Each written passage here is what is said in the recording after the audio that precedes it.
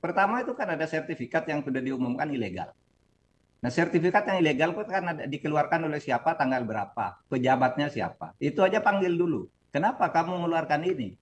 Atas suruhan atasan, atau atas kolusi bawahan, atau dia ikut kolusi. Nanti akan ketahuan kok itu. Karena ada dokumen-dokumen pendukung ketika sebuah sertifikat dibatalkan. Apalagi ini yang dibatalkan ratusan. Itu kan gampang sih. Lalu kemudian pelaku pemagaran, ya betul Pak Trenggono ya sulit ngambil tindakan. Nah kalau gitu serahkan aja ke penyidik Polri. Karena kan di KKP itu ada penyidik PNS. Lalu ada juga di dalam hukum itu penyidik Polri, kejaksaan gitu. Serahkan ke situ, itu ada pelanggaran. Tolong siapa yang pemagaran itu, yang lakukan pemagaran itu kan ada orangnya yang ngaku bahwa ini swadaya masyarakat, dia sudah menemui nelayan, panggil dia.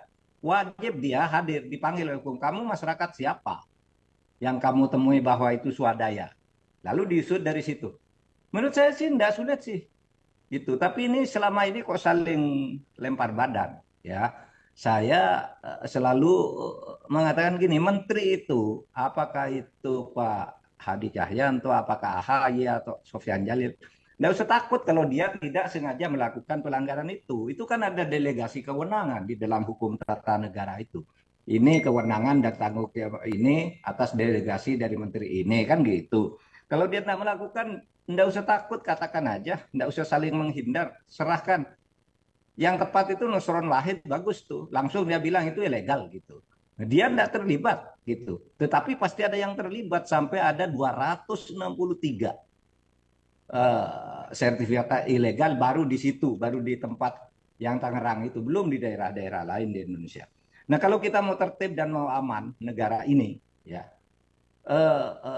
ini supaya ditindaklanjuti secara hukum pidana gitu, bukan teknis administrasi. Teknis administrasi terebutan semua datang ke pemagaran itu, ada yang ingin memaki-maki, ada yang langsung membongkar rame-rame gitu. Dulunya enggak ada yang mau gitu, baru sesudah presiden memerintahkan lalu rame-rame gitu. Apa perlunya begitu? Sebenarnya satu institusi aja asal efektif gitu, Cindy.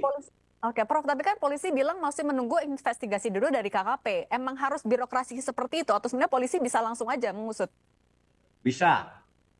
Begini, di dalam KUHP itu disebut penyidik utama itu adalah Polri. Lalu PPNS itu adalah penyidik pembantu. Oleh sebab itu ada kewajiban koordinasi. Nah kalau ini KKP-nya tidak segera memberitahu, Polri dong turun karena penyidik utama. Yang benar itu sekarang yang dilakukan oleh Kejaksaan Agung, meskipun mungkin terlambat seminggu lah ya. Kejaksaan Agung sudah memanggil tuh lurah untuk penyelidikan karena dugaan pelanggaran pidana di dalam pemagaran laut dan izin-izin pengkaplingan itu, izin-izin yang dilakukan untuk pemanfaatan laut. Nah itu udah dipanggil oleh kejaksaan tanggal 22 kemarin. Sudah agak terlambat, tapi udah betul. Tidak usah nunggu gitu. Itu gampang kok kalau sudah lurahnya itu dipanggil ya Pak Lurah Kohot itu. Kenapa kamu mengeluarkan itu, mana dokumennya, mana letter C-nya, dan seterusnya itu kan bisa dilacak. Apakah letter C itu baru dibuat, sesudah ada itu atau tidak. Itu sekarang teknologinya gampang kok. Membuktikannya gampang kok gitu. Tapi Prof, Jadi saya kira tidak usah saling melempar lah. Sekarang ini waktunya nih hukum pidananya ini baru ke teknis administrasi aja. Administrasi pun belum selesai, belum tuntas. Baru berapa katanya, baru 50 yang dicabut Prof, atau yang kalau misalnya dibatalkan. sebenarnya untuk mengusut pidananya tinggal men-tracing siapa saja yang terlibat dalam penerbitan sertifikat. Tapi kenapa menurut Anda alot sekali untuk mengungkap dalangnya? Nah, mungkin itu karena tracing itu mungkin akan menyangkut dirinya bisa saja atau keluarganya. Kan banyak ya pejabat-pejabat itu yang kadang-kala dirinya tidak tahu, keluarganya dapat, anaknya dapat, istrinya dapat, saudaranya dapat, gitu-gitu tuh mungkin takut terbongkar juga. Gitu bisa saja itu terjadi. Tapi apapun sikap untuk menyembunyikan itu adalah salah secara hukum. Itu merusak negara gitu. Kalau Anda merasa bersih, ya serahkan aja, buka semua. Kasih tuh KKP, ATR, BTN, kasih ke polisi, kejaksaan, Pak, tolong ini nih, salah ini, tolong Bapak sidik gitu. Gitu.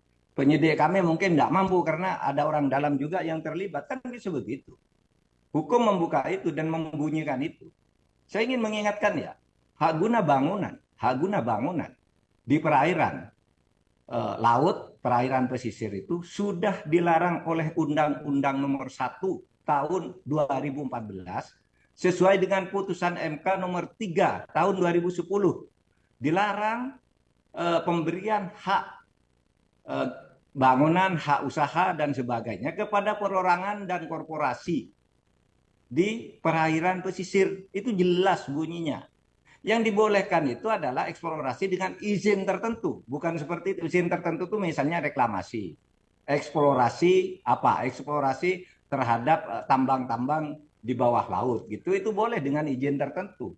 Kalau borongan kayak gitu belum tahu apa yang akan dikerjakan. Tiba-tiba keluar sertifikat. Kan tidak boleh. Menurut undang-undang maupun menurut putusan MK. Prof. Mahfud, tapi kalau selama Anda masih menjabat sebagai Menko Polhukam saat itu, pernah ada laporan atau isu terkait pagar laut yang mencuat juga kah? Tidak ada, tidak pernah ada. Makanya ini mengagetkan dan semuanya saling lempar badan. Seumpama pun saya itu ya tidak tahu, tapi begitu tahu pasti ditindak dong. Pasti didatangi lalu ditindak secara hukum. Dulu memang pernah ada, tetapi bukan pemagaran, yaitu upacara 17-an ketika tahun pertama itu saya menjadi Menko Polhukam. Upacara 17-an itu di sana bendera merah putih tidak boleh kabarnya nih ada video bahwa di PIK 1 itu tidak boleh ada bendera merah putih. Padahal itu 17-an. Saya bilang tanggal 16 saya akan ninjau ke sana. Saya akan cabut bendera-bendera negara asing yang ada di situ kalau merah putih tidak boleh. Saya sudah siapkan tim ke sana. Tiba-tiba malamnya Pak, enggak Pak, bendera merah putih sudah ada katanya. Sudah beranu semua gitu. Ya sudah, selesai. Nah hanya itu yang ada. Kok sekarang lalu ke pelanggaran di laut. Yang saya katakan tadi tentang bendera merah putih itu dulu ramai di media. Sehingga saya bentuk tim, besok saya akan ke sana. Saya sudah bentuk sekian orang, ayo ikut saya. Besok kita cabut sama-sama. Kita ganti dengan bendera merah putih. Begitu saya waktu itu tahun 2020 bulan Agustus. Download Tribun X sekarang. Menghadirkan lokal menjadi Indonesia.